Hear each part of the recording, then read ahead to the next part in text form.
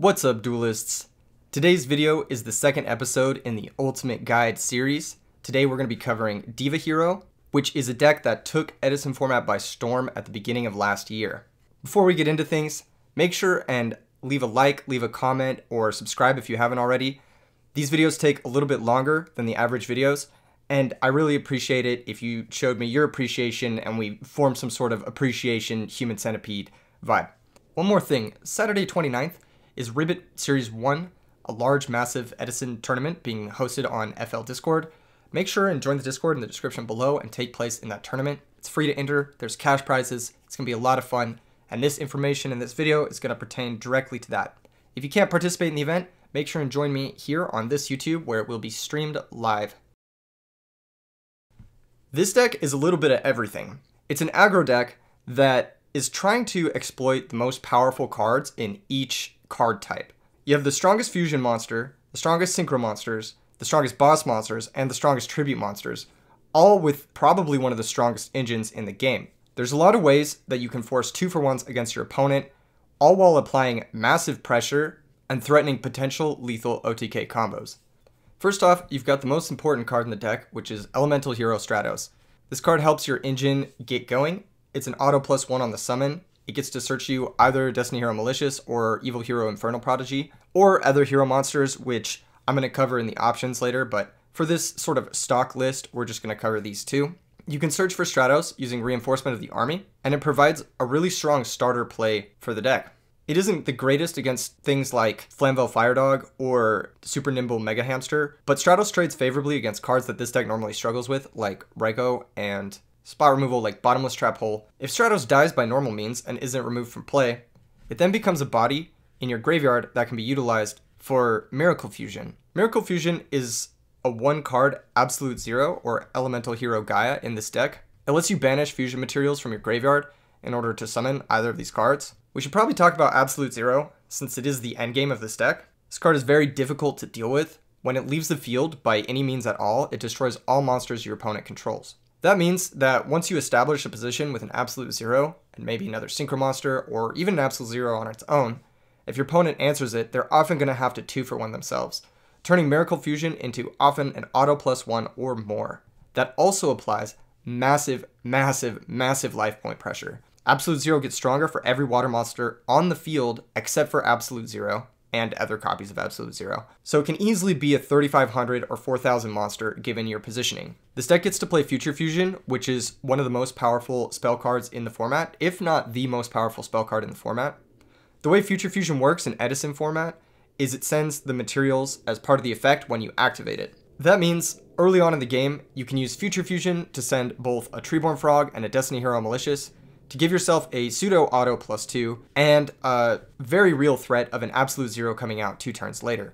It's a must-answer card that gives you a similar advantage to things like Graceful Charity in older formats. Evil Hero Infernal Prodigy is an interesting card. This card really helps parry the natural issues in Edison format of going second against a set monster. Evil Hero Infernal Prodigy often combos with Caius the Shadow Monarch as a way to burst out an auto-banishing monster and 2400 attacker on the second turn of the game. This is a very dangerous combination. It makes this deck very threatening both going first and going second. In the off chance you're stuck with a Destiny Hero Malicious in hand, you can tribute summon the Malicious over the Infernal Prodigy and in the end phase draw a card. This occasionally comes up in some board states. Note that when using Miracle Fusion, Absolute Zero takes any hero monster, not just elemental heroes. So Evil Heroes and Destiny Heroes work as well for the fusion material. However, Elemental Hero Gaia only takes Elemental Hero monsters, so you will not be able to fusion summon that using Evil Hero Infernal Prodigy or Destiny Hero Malicious. The next part of the deck that approaches the game from the synchro angle is the Deep Sea Diva engine. Deep Sea Diva is an auto +1 on the summon, similar to Tour Guide of the Underworld in later formats. This card can also convert into a 1-card synchro monster using Spine Gilman. If you're a current format Yu-Gi-Oh player, Deep Sea Diva and Miracle Fusion are comparable to Alistair the Invoked and Sword Soul Moyi. They basically just give you the highest quality boss monster or end result out of 1 card that you can get, and establish very dominant positions as early as turn 1. The supporting cast of the deck varies from deck to deck. The additional waters can vary between 0 to 3 copies of Snowman Eater and 0 to 1 copies of Treeborn Frog. Occasionally you'll see Elemental Hero Ocean in some builds. The additional copies of Waters that I've included in this stock list in Treeborn Frog and Snowman Eater help support the 3 Caius, as well as the Synchro engine with Deep Sea Diva. Snowman Eater stunts a lot of the most common decks' aggressive pushes. It prevents you from getting run over on the first or second turn of the game by something like Blackwings or Gladiator Beasts, and trades very effectively with cards like Flamvell Firedog and Blackwing Shura the Blue Flame. Similarly to Snowman Eater stunting aggression, Gorz the Emissary of Darkness also does that for this deck. Another auto +1, I'm sure you're seeing a trend by now. Gorz makes it very difficult for your opponent to make early pushes to destabilize this deck's late game advantage. Another small engine that I've included in this stock list is the Armageddon Knight, Plaguespreader Zombie, and Dark Armed Dragon engine. Armageddon Knight is a warrior that you can search off of reinforcement of the army, giving your Rhoda a bit of a toolbox feeling to it, and it also allows the deck to play enough darks to support Dark Armed Dragon and Allure of Darkness effectively. Dark Armed Dragon is obviously one of the most powerful cards in the format, and if your deck can support it, you should probably be playing it. Between Plaguespreader Zombie and Destiny Hero Malicious, you have a decent amount of grave control to be able to support Dark Armed in the early and mid game. As far as the spell lineup goes, you have a suite of limited power spells: Heavy Storm, Space Typhoon, Brain Control, and Mind Control. Mind Control serves 2 roles in this deck. Actually, it serves 3. It does a great job of removing flip effect monsters, which can cause problems for this deck. Snowman Eater and Raikou are very annoying cards for Absolute Zero to run into. Mind Control makes sure that these flip effects don't get in your way. It also combos well with Plaguespreader Zombie and Deep Sea Diva, allowing you to synchro with your opponent's monsters. And it combos well with Miracle Fusion in some matchups. Taking something like a Treeborn Frog or a Dupe Frog that your opponent is trying to wall you out with, and then using Miracle Fusion to banish that and a hero that's in your grave or in play, can swing tempo in your favor massively. Brain Control does everything Mind Control does, except instead of answering flip effect monsters, it has the added bonus of allowing you to tribute that monster that you take for something like Caius the Shadow Monarch or Destiny Hero Malicious. In post-board games, it allows you to tribute things for Vanity's Fiend or Cyber Dragon, if that comes up, and is an all-around great card because it allows you to make lethal pushes. Heavy Storm and Mystical Space Typhoon are just the best spell and trap removal in the format. It kind of goes without saying that you would play the best copies of these cards in this format, as most decks do play some number of trap cards, especially in post-board situations. For the traps in this build, I've chosen to include 2 traps that aren't commonly seen in decks, in 1 copy of Dust Tornado and 1 copy of Return from the Different Dimension. I think Return from the Different Dimension plays exceptionally well in this deck, particularly because of the Armageddon, Plague, and Dark Armed engine. Yes, it does well with Miracle Fusion, but I think Miracle Fusion and Destiny Hero Malicious alone are not enough to support a card like Return from the Different Dimension. Having more or less 7 ways to main deck banish cards, 8 if you count Allure of Darkness, that generally gives me enough to want to play a card as powerful as Return from the Different Dimension. This card can single-handedly close games out on its own. The cost is usually irrelevant because having your life points can be paid at any point in the game, and assuming this card resolves for 3 or more monsters, you will be winning that turn. Dust Tornado is an additional piece of spell and trap removal. It's not necessary for this deck, but I think in the current metagame, it is something that I would include if I were to play this deck. As for the sideboard, these are some of the most common sideboard options you'll see in Absolute Zero. DD Crow and Vanity's Fiend offer you powerful tools in the mirror match. Cyber Dragon allows you to contact fuse into Chimera Tech against machines, which can be one of this deck's hardest matchups. Nobleman of Crossout can help with aforementioned Raikous and Snowman Eaters, which do give your Absolute Zeros a problem. Pulling the Rug is great in the mirror match and against Monarchs. Light Imprisoning Mirror is great because you play 0 light monsters, so you can make full effect of this against Fairies and Lightsworn. Dust Tornado helps you against Floodgate cards like Royal Oppression, which can definitely hinder this deck. And Deep Prison is just an additional spot removal for anything that might be giving you trouble. As far as the extra deck goes, you definitely want to include these 2 level 5s, Ally of Justice Catastor and Magical Android. I've seen some lists include Sea Dragon Lord Gishilnodon, which is an interesting inclusion over the Elemental Hero Gaia. I think Elemental Hero Gaia comes up enough where I would want it more than Gishilnodon. However, Gishilnodon does let you make a level 5 synchro under Gozen Match and Rivalry of Warlords, and gives you an additional water in your graveyard for Miracle Fusion if it does die. One of the parts of this deck that is the most threatening is its OTK potential. Between Miracle Fusion, Evil Hero Infernal Prodigy, and Dark Armed Dragon, Treeborn Frog, Malicious, Gorz, all these ways to freely special monsters, Return from the Different Dimension in this build too, it's very easy to put somewhere between 5 and 8,000 damage in play. There's also a combo kill in this deck. If you have Destiny Hero Malicious in grave, and Evil Hero Infernal Prodigy and Deep Sea Diva in hand, This equates to the Colossal Armory Arm OTK. If your opponent has a monster that's 2100 attack or more in play, you can special summon Evil Hero Infernal Prodigy from your hand, normal summon Deep Sea Diva, special summon a Deep Sea Diva from your deck, banish Malicious, special Malicious from your deck, make both Colossal Fighter and Armory Arm, equip the Armory Arm to your opponent's monster, crash your Colossal Fighter into their monster, you take 100, they take 2800, rinse and repeat till you win the game. This makes it very awkward for other decks to attack you or put you into positions of pressure because you can easily reversal OTK with this Armory Arm combo. Now, as part of the course for these types of videos, let's take a look at some of the lists that did well in tournaments in the last year. The first list I want to look at is Silchus Ruin's second place list from Edison Legends.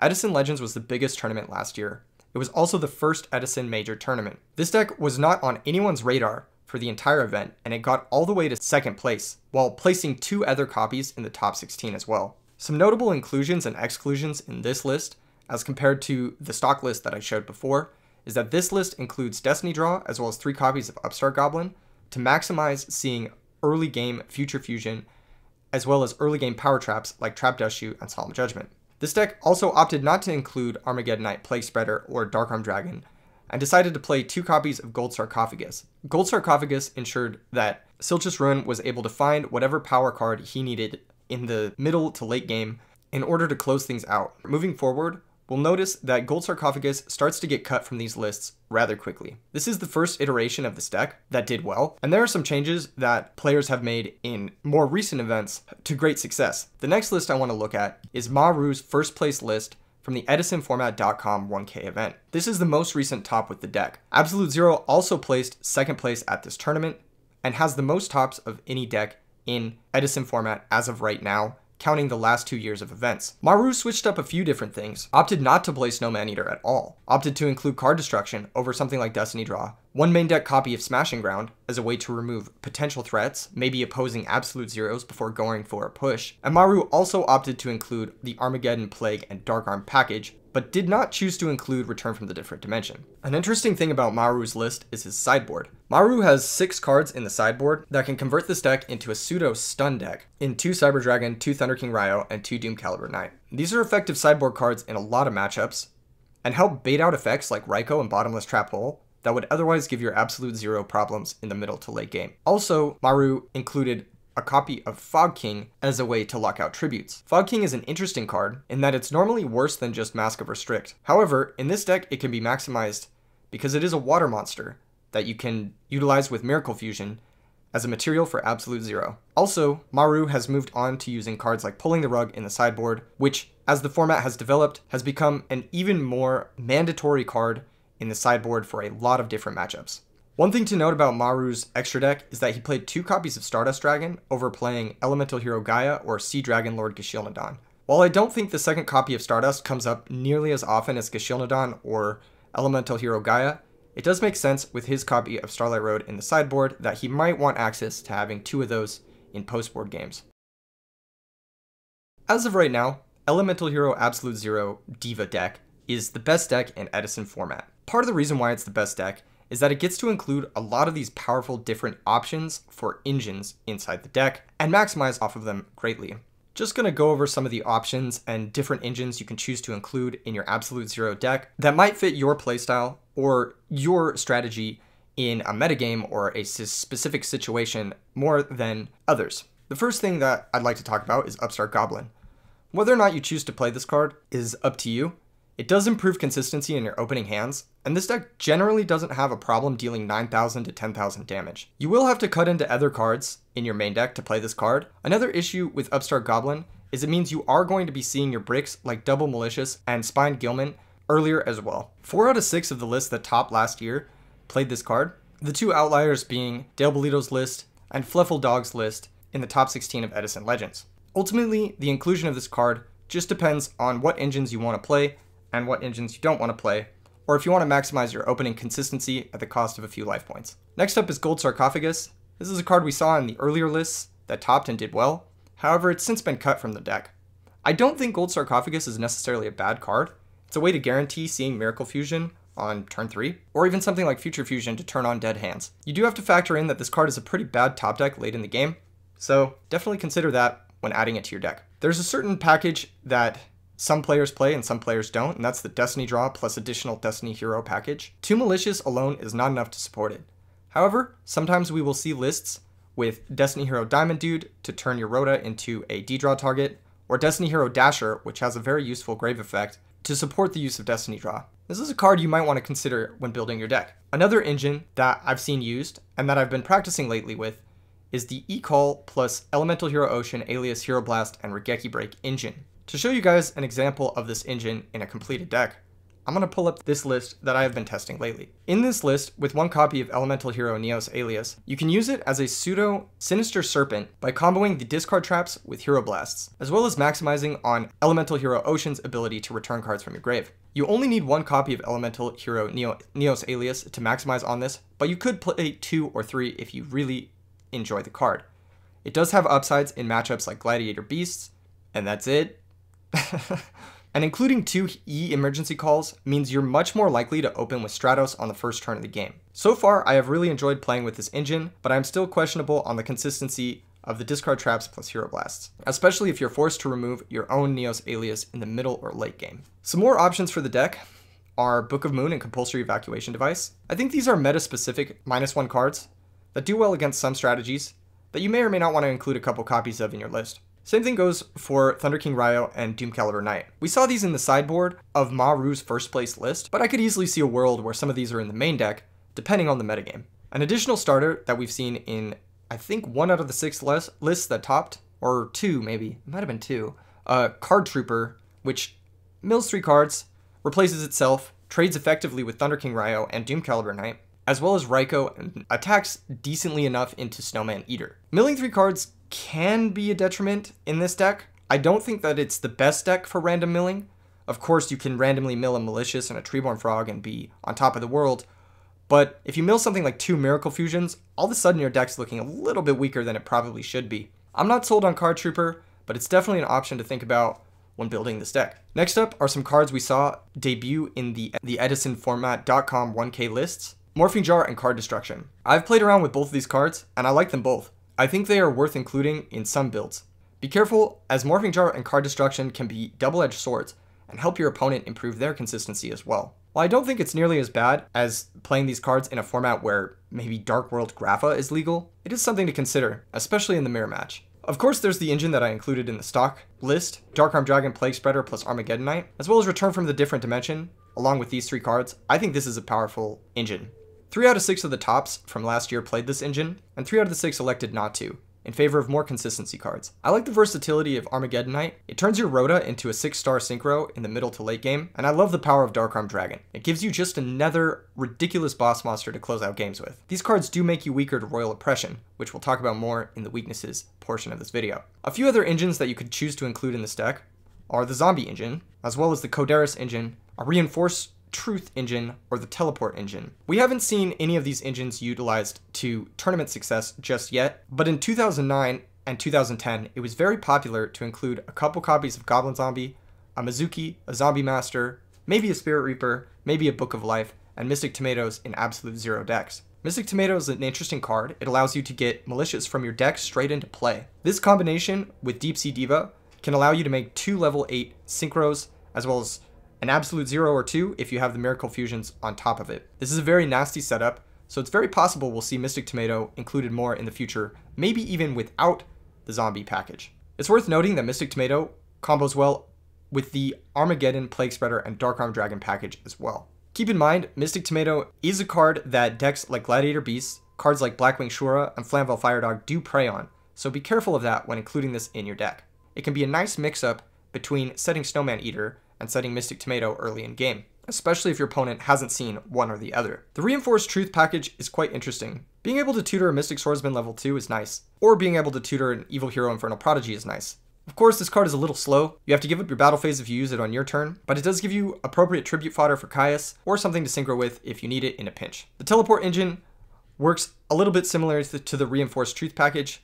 While sacrificing some of the natural synergy with the deck, you do get a bit more speed and a bit more power. As far as extra deck options go, Sea Dragon Lord Gishilnadon, Thought Ruler Archfiend, and Red Dragon Archfiend are all options to include. I personally like Thought Ruler Archfiend a lot. in certain metagames, especially when people are playing more Deep Prison than Bottomless Trap Hole, as well as more copies of Phoenix Wing Windblast and more copies of Regeki Break. Thought Ruler Archfiend starts to shine in those metagames a lot more. Thought Ruler Archfiend also does a good job of helping you stabilize against aggressive decks. Sea Dragon Lord Gishilnadon has a lot of upsides. If I were to play this deck, I would play it over Elemental Hero Gaia.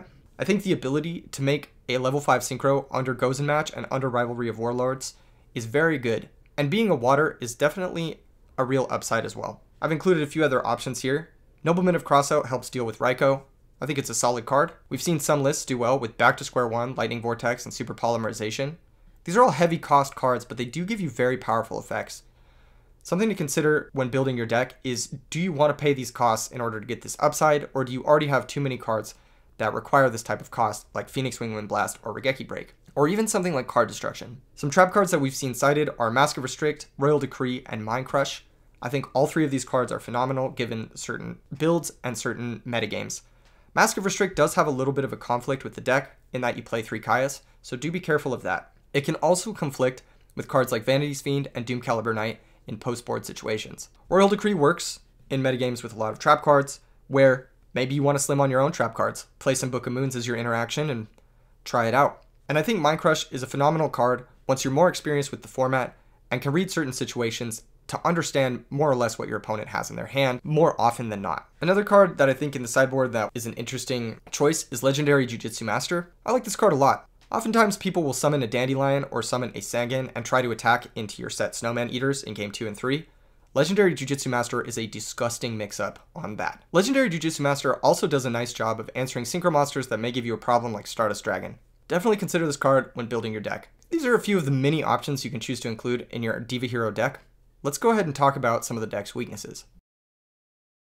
One of the powers of this deck, I think, in Edison format, is that it's approaching the format from just about every angle imaginable. Snowman Eater and Caius do a great job of playing a fair game, while Deep Sea Diva and Miracle Fusion are very powerful, single-use, unfair cards. Absolute Zero is also a very difficult card to hate out, and this is part of the reason why this deck has risen to success so easily. I'm going to touch up on some of these cards, but keep in mind that some of these cards only do well given your deck configuration and how you choose to approach the matchup. The angle you decide to attack the matchup on dictates really what cards you should choose to be including in order to counter it. Some of the best generic cards in this matchup are DD Crow, Raikou Lightsworn Hunter, DD Warrior Lady, Pulling the Rug, and Mind Crush, as well as Compulsory Evacuation Device to a certain degree. I think DD Crow is exceptional at combating Miracle Fusion and Destiny Hero Malicious plays. It also interacts with Treeborn Frog effectively, as well as Plague Spreader Zombie effectively if people are playing that engine. If they're playing a Hero Blast engine, DD Crow helps stop that Hero Blast from resolving, and in general, it just helps you stop the unfair stuff that the deck is doing.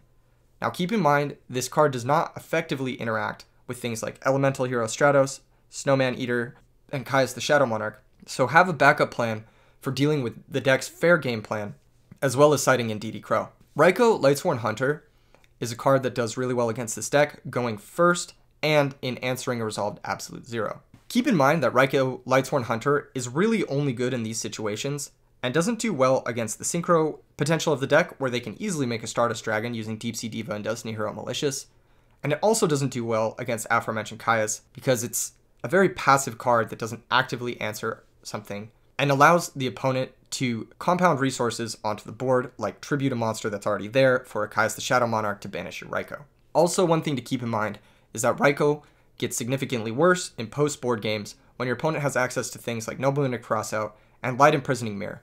So just keep this in mind when you have Raikou as your maybe answer to this deck. DD Warrior Lady is another card that I think trades very effectively with cards in this deck. Banishing cards is one of the best ways to keep them off of using Miracle Fusion. One thing to be careful with DD Warrior Lady is summoning it and getting a little too aggressive when your opponent doesn't have anything in play. Your opponent will be able to use something like Deep Sea Diva and Spine Gilman to make Ally of Justice Catastor to easily answer this card. Keep in mind that counterplay when getting aggressive on an open board state with DD Warrior Lady. Additionally, keep in mind in post-board games, they might have Light Imprisoning Mirror. So depending on your build, depending on your deck, you might want to choose to include DD Warrior Lady or not. If it already increases your weakness to Light Imprisoning Mirror, maybe don't consider it. If your deck doesn't play a lot of light monsters to begin with, like Blackwings or even the Mirror match, maybe consider siding this card, as your opponent will likely not be bringing in Light Imprisoning Mirror in those matchups.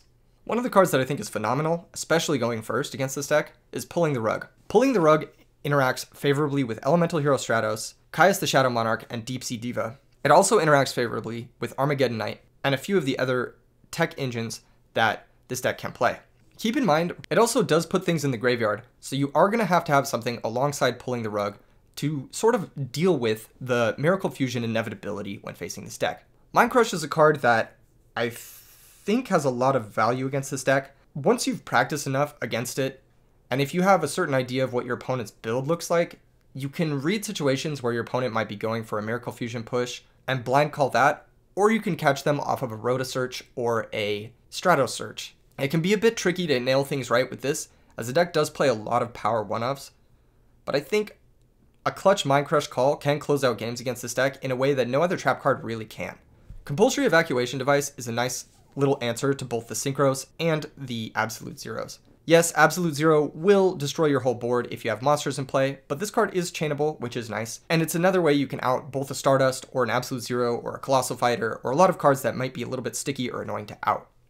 Keep in mind, again, Compulsory Evacuation Device is not great against Snowman Eater or Caius the Shadow Monarch, so have a plan for those two cards if you choose to include Compulsory Evacuation Device as your way to combat this deck. Now, a few other more niche cards that I think only certain decks can play that are pretty good against Absolute Zero are the following. DD Assailant is a similar role to DD Warrior Lady. However, DD Assailant doesn't really match up super great against Snowman Eater in the way DD Warrior Lady does. DD Assailant is an Earth though, so if you're playing a deck that has a lot of lights and you're already increasing your weakness to Light Imprisoning Mirror, DD Assailant can be used as a way to sort of parry Absolute Zeros, banish them, make sure they're not a problem, all while not losing to Light Imprisoning Mirror. Puppet Plant I think works really well in highly aggressive decks that can put 2 or 3 big monsters into play. Sometimes your opponent will end on an Absolute Zero and assume they are safe. Especially if their life points are a little bit lower, being able to take an Absolute Zero and swing the game in your favor is pretty good. I also like including Puppet Plant in sideboards when you expect a lot of decks like Gravekeepers or Hero Beat or other decks that are heavier on Warriors and Spellcaster types. Fossil Dyna Pachycephalo is an interesting card. I think it's okay in this matchup. It shuts off Diva and Miracle Fusion, but you're going to need some back row to back it up. A lot of the shitter monsters in the deck, like Gilman and Stratos, can just attack over Fossil Dyna very easily, so make sure and keep that in mind when including this in your deck. A few more deck-specific inclusions might be Creature Swap, Royal Oppression, Deck Devastation Virus, Super Poly, and Book of Moon. Book of Moon helps against the Synchro plays and Absolute Zero to a degree, but you'll need something in addition to sort of cover that. If you do Book of Moon and Absolute Zero and remove it from play using something like Caius the Shadow Monarch or Rise of the Storm Monarch, Absolute Zero will not activate its effect since it leaves play face down. This is very important to keep in mind. If your deck can support things like Raikou and Caius, definitely consider Book of Moon as a way to combat the Absolute Zero portion of this deck. Creature Swap is also an interesting way to sort of out Absolute Zero without triggering its effect. If your deck plays a lot of Recruiters or weak monsters or token makers, Creature Swap might be something worth including in this deck. They play a lot of high quality creatures and end on a lot of synchro monsters with not a lot of token backup, unlike decks like Quick Draw, so Creature Swap has a lot of merit here. A few of the other cards that I've included in here, Machina Fortress and Ancient Gear Beast. These cards do very good job against this deck. Machina Fortress does a great job of attacking into Absolute Zero for positive value, which not many cards can do in this format. Ancient Gear Beast deals with Sangan and Snowman Eater in the middle game, and permanently negates things like Destiny Hero Malicious or Treeborn Frog if they are left in play. From the Dragon deck, you kind of approach this game a little bit differently. You're trying to hit certain benchmark stat lines on certain cards to maximize their potential. One of the benchmark stat lines in the Absolute Zero deck is 2,500 attack points. Not all of the time, but most of the time Absolute Zero will be 2,500 attack. You can capitalize off of this by attacking over it with a Yamato Dragon or a Light and Darkness Dragon. In general, I think Light and Darkness Dragon is not that great in Edison format anymore. However, I think this is one of the matchups where it actually shines quite a bit. If you're playing a deck like Quick Draw or Frog Monarch or Dragons that can support a Light and Darkness Dragon, maybe in your sideboard, definitely a card to consider in this matchup. Their only way of really quote-unquote dealing with this is Treeborn Frog, which not even every list is playing. Koakimaru Drago helps stop things like Diva into Catastor, or Diva into Android, or Malicious Special Summoning, or Evil Hero Infernal Prodigy Summoning, but it doesn't attack very effectively into Snowman Eater. definitely have a plan for that if you choose to play Koakimaro Drago as your answer to this deck. It also does not prevent Miracle Fusion, so also have an answer for that as well. Deck Devastation Virus is alright. In this matchup, it can pick off a lot of starters if your opponent has that type of hand, but it does immediately turn on Miracle Fusions, and discarding a Malicious from your opponent's hand that might have otherwise been dead can be a bit of a downside. Royal Oppression is probably the single best trap card you can have in this matchup. You do need to have something alongside it to counter the Snowman Eater plus Caius the Shadow Monarch plan. As far as side deck and extra deck cards that I think do alright in this matchup, I think Drill Warrior in game 1 is very, very good against this deck.